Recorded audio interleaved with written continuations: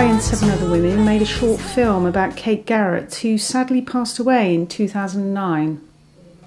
She, obviously grew up in Dorset, and I think when she was at school, I think PJ Harvey was in the year above her, I think, at school, and they had a duo while they were there, which was called the Polecats or something, for Polly and Catherine.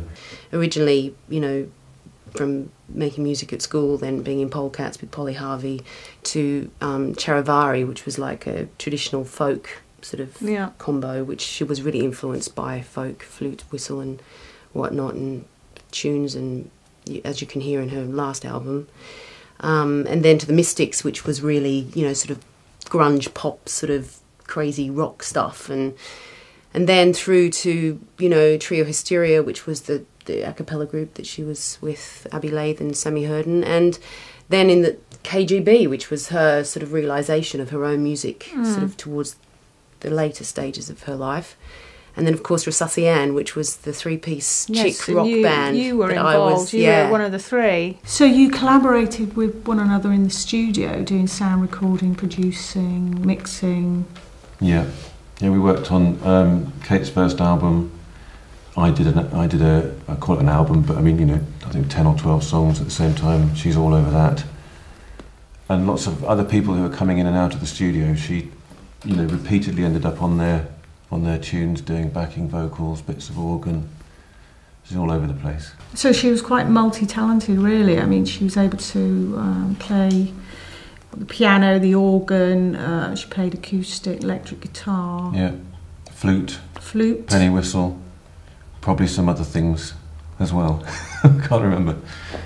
I found from working with her that she had a sort of way of just being very encouraging and somehow kind of boosting up your self-confidence and your belief in your own ability to do pretty much whatever it was you're doing. Mostly in my context, that would have been in a musical context, but other stuff too. She was always kind of very encouraging. I would sum up Kate as passion. Yes. And I would describe passion in lots of ways. I've seen Kate as working passionately with young people, sort of pounding away on a piano while a young person is singing her own song, which Kate has worked with the young person to make.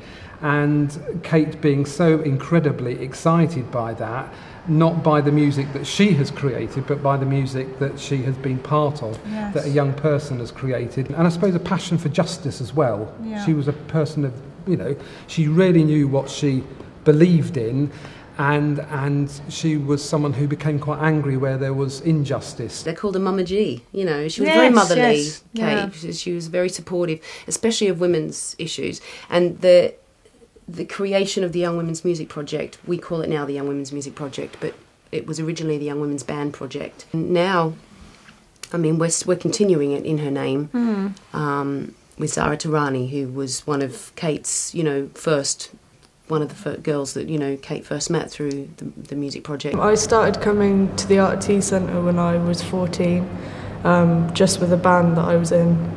And I was coming here on and off for about 2 years, and Kate asked me to train on her project, which she did here, called the Young Women's Band Project. I trained with her for about 5 years, and then I've eventually taken it over since she passed away. I know what she wanted from it, and I really want to sort of make that happen, because it needs to happen, especially in a city that's so small and so many people make music. People need that guidance from a young age.